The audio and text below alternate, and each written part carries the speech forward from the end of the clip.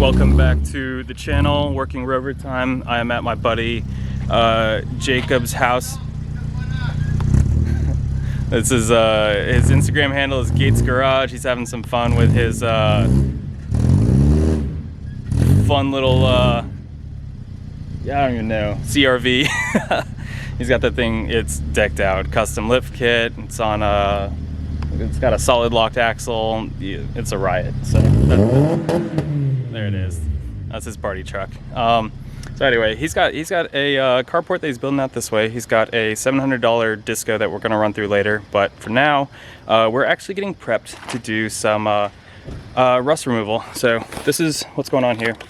We've got two calipers, or two rotors, excuse me, two rotors and hubs out of the classic lug nuts and all seals. We've got roller bearings in there and everything. So one for one, these are virtually identical and very rusty. So we're starting to gather materials. We got wire, salt to put into solution, and I've got some other stuff hanging around here somewhere. So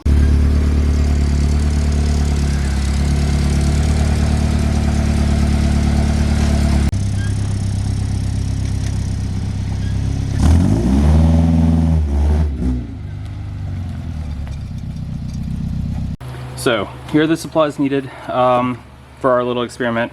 You need two roughly exactly the same rusty bits to get a good comparison. You need phosphoric acid for one, and this is a concentrated stuff. This is 85% strength, so we'll need to dilute that down. I think most of the big names, I'm talking Eastwood, I'm talking 415, there's Crud Cutter, all super reputable rust removal brands. Their active ingredients are this.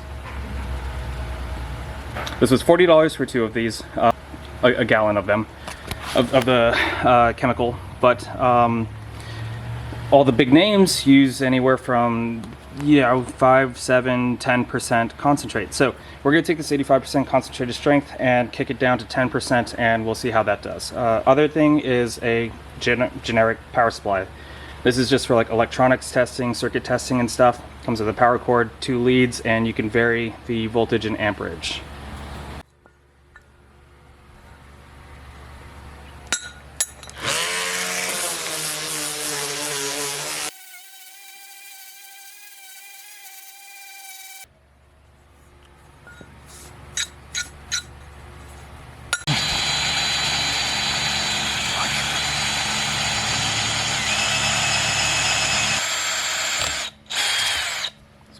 So we've got our coupons drilled, good amount of surface area on these. Hit it with some brake clean, probably gonna hit it with some fire too. Just make sure that there's no oil on here, not that it matters a ton.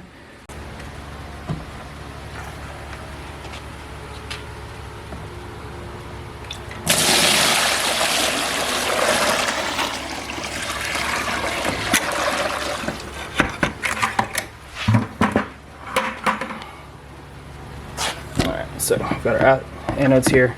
That was 5 gallons, probably gonna do another 5 gallons. These things are kind of tall.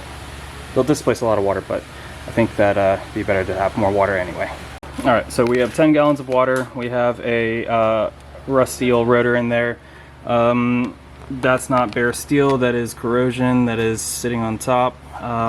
There's also rust, obviously, everywhere in there. There's a lot of bubbles just because I dropped it in, but we still have seals, gaskets. We have a journal bearing in there.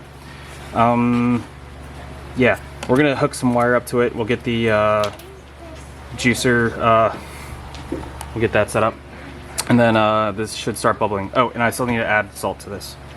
All right, so we've just figured out how to use this. This was $40 on Amazon. It's a I think a 30 volt 10 amp piece, but there's a voltage amp button that you click to select between the two. You rotate the knob, of course, to adjust, and then you push this output button. That's what I couldn't figure out. So you push the output button and then it starts zapping these. So if you check the water surface, you can see there's a bunch of little bubbles popping. That is, and I need to mix this up because that salt just kind of went to the bottom, but I'm gonna kick that up a little bit. But the bubbles you see are the rust oxidizing and hopefully breaking up. Alright, we have the rotor set up with 5 gallons of water.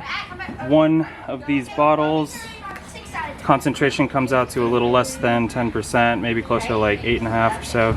But maybe I'll add a little bit more water, see if we can do that. But we're running a little short on time. Everyone's looking to start moving to the orchards.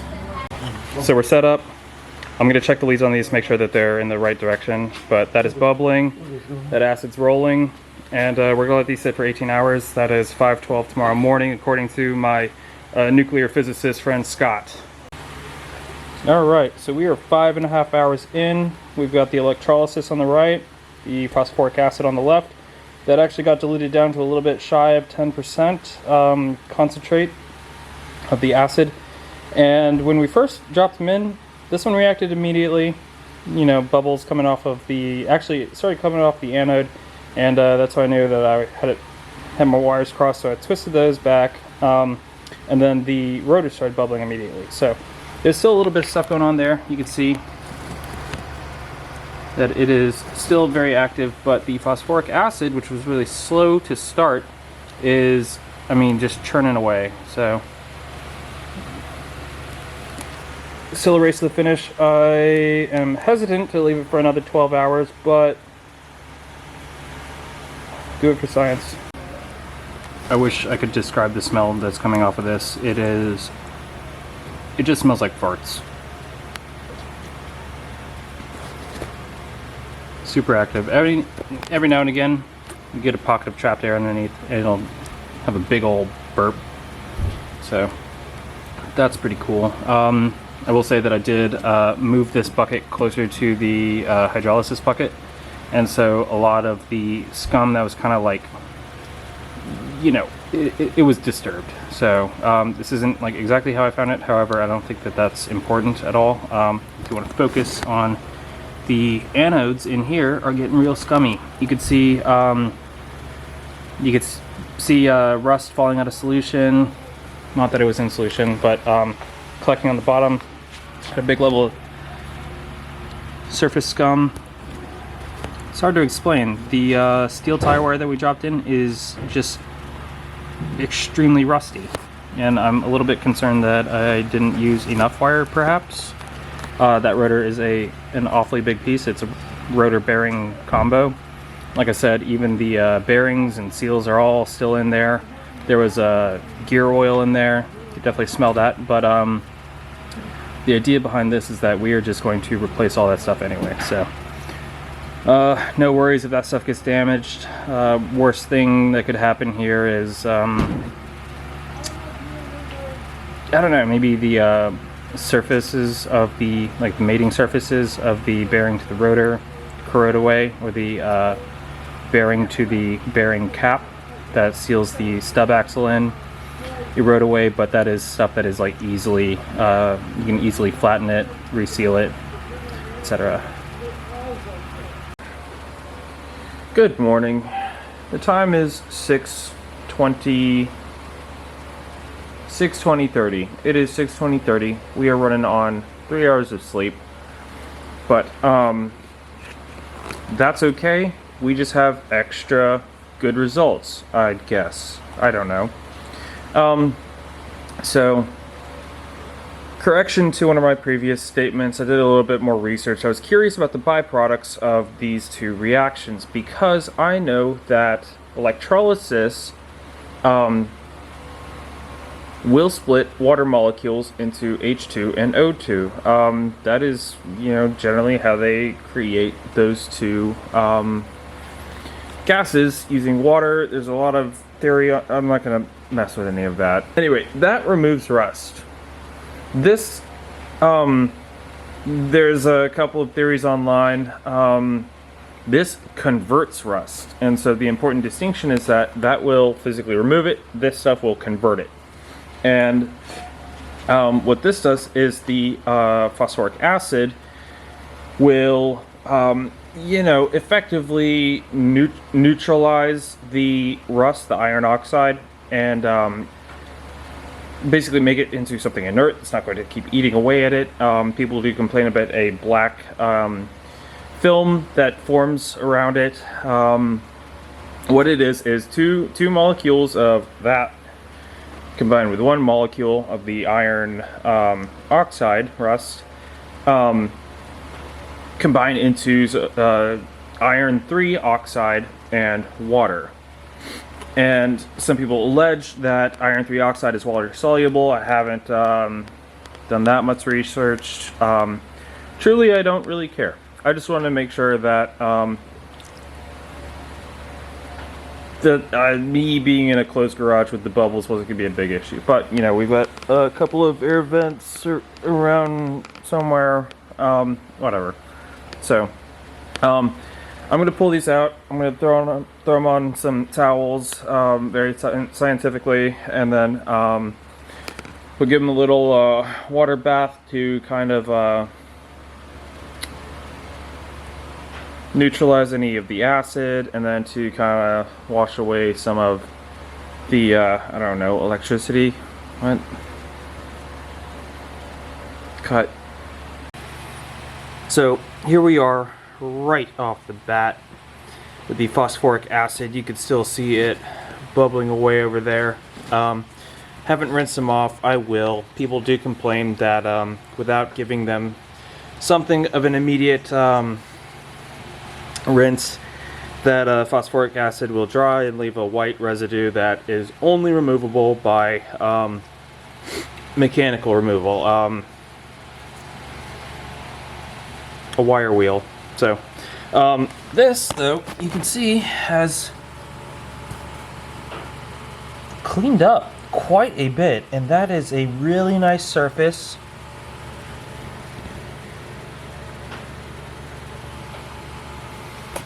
There's still some left to be desired.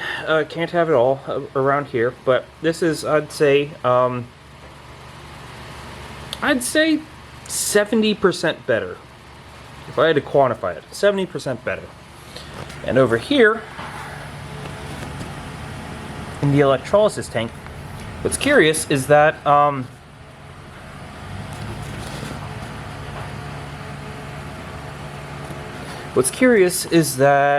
I guess not so curious, we know that this is going to leave a black coating. Oh, wow.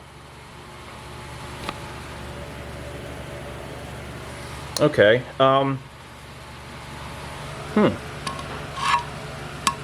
Okay.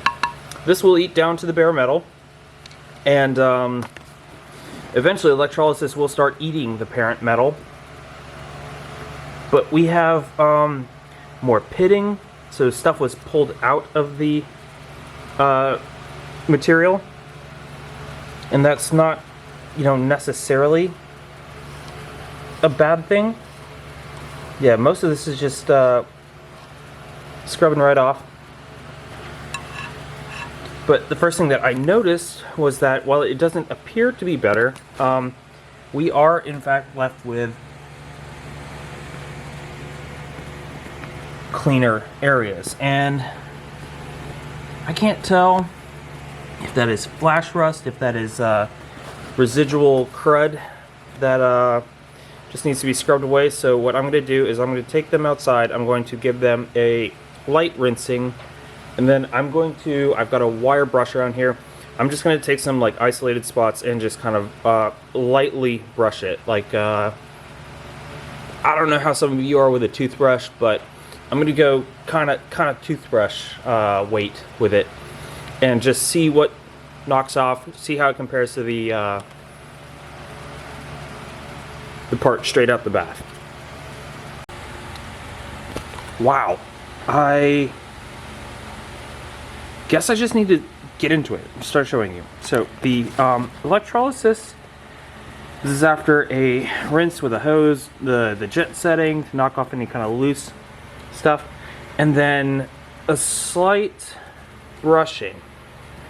This is good. I'd call this good. This is a good result. And you see this stuff? That just sweeps right away. That is, I am applying next to no pressure.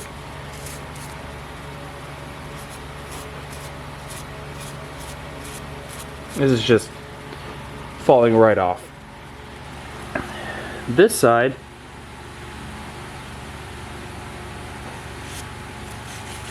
is also just falling right off.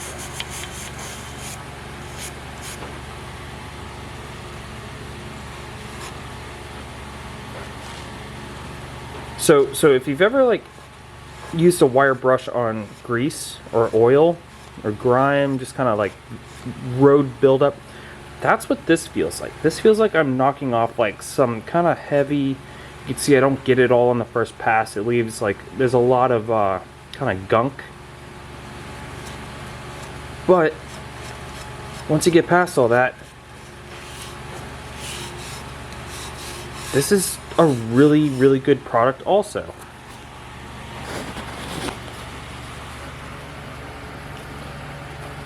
Now, Electrolysis is known to make the parts darker than, say, if they were new.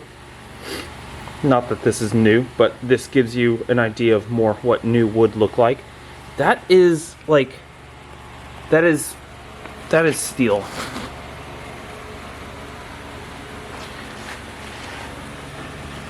Trying to capture it in all its glory, kind of remove the lighting from I guess from the situation, but you can see with like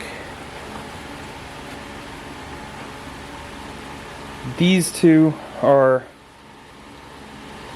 extremely rust free. I'm a little bit surprised because I didn't think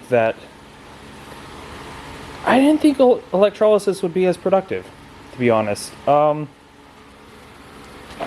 It looks like it was productive while it was in the bath, but my thoughts were that electrolysis was not going to be as productive as phosphoric acid, and that is just not the case at all. These are both amazing ways of removing rust, converting rust, whatever you want to call it. This is the converted rust. This is the converted rust.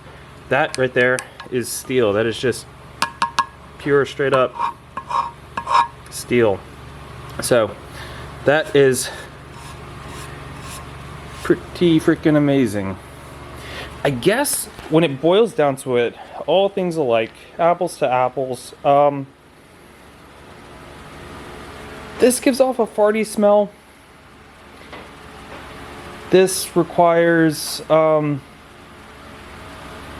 little bit more in the way of reagents. You do need baking soda, but a third of a cup is good for 5 gallons of water. So I just kind of gave that like a shake.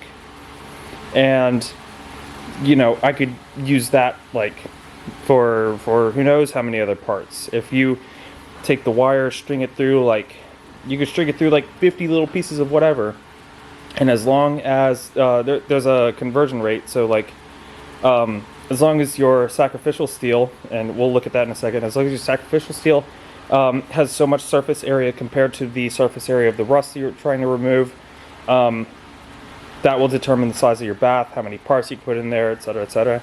This right here is reusable. I know a lot of you are like skeptical, but this is, you know, still phosphoric acid. I don't know how long it's reusable, but at some point you will have to buy more of those. That bottle right there, 20 bucks, which is not bad. That is not bad at all. Here, you're limited by the size of your anode. Over here, you're limited by the size of the bucket.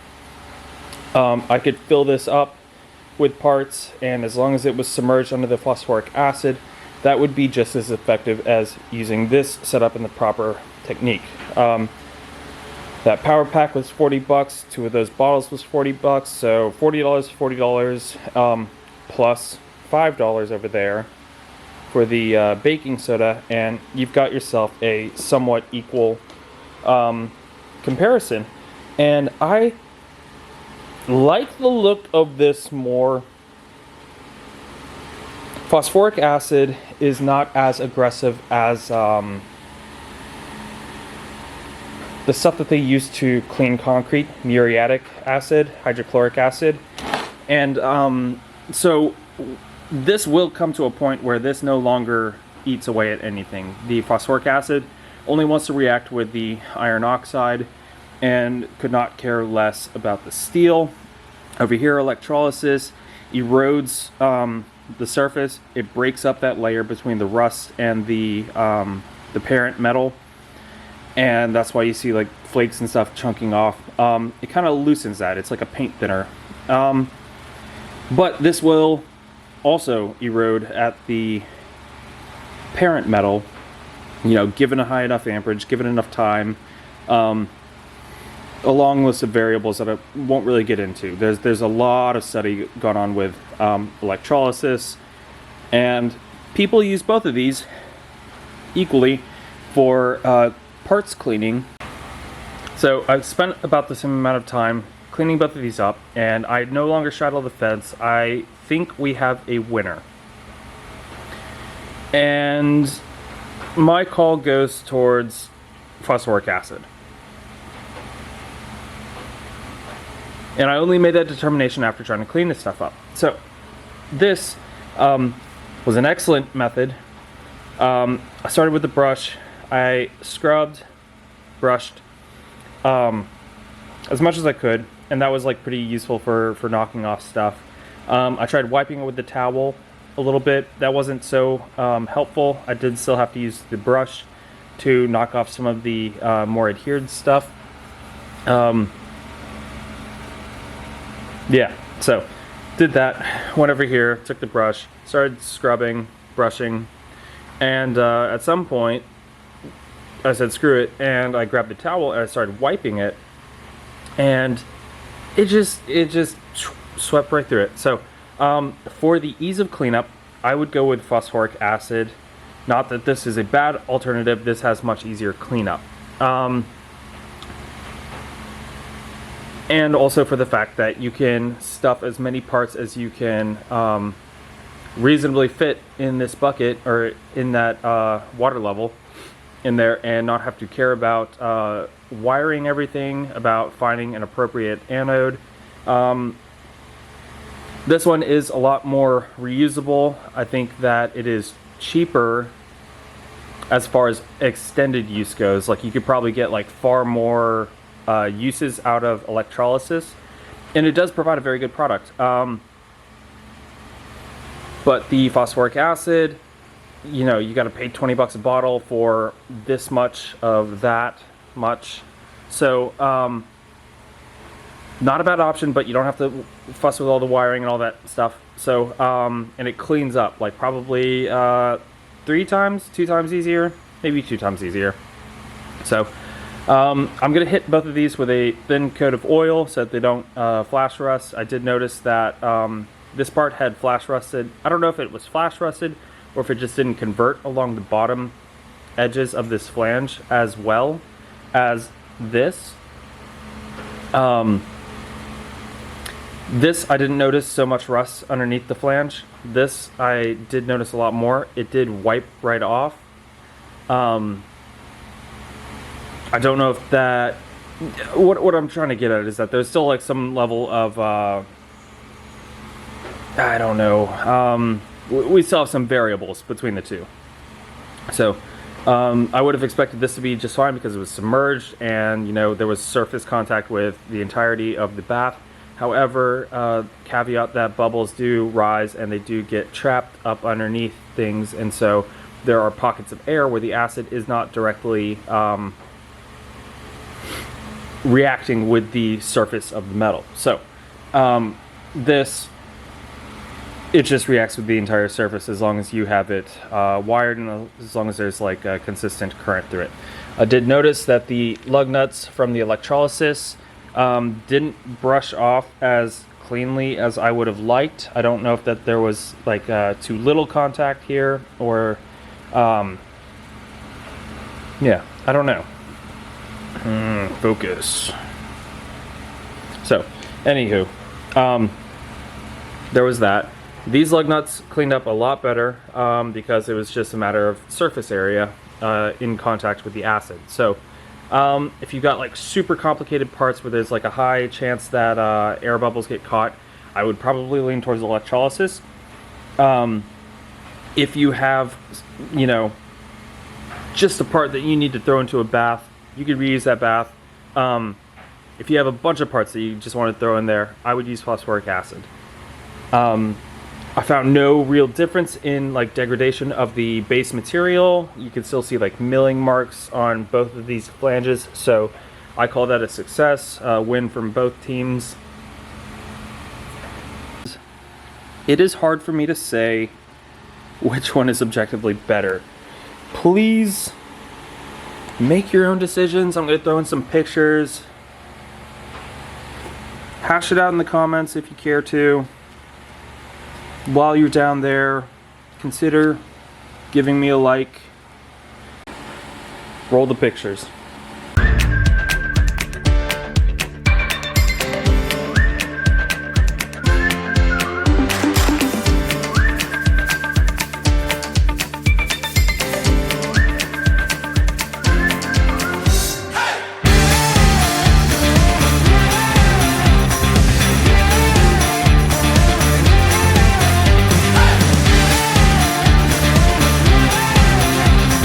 Artlist.io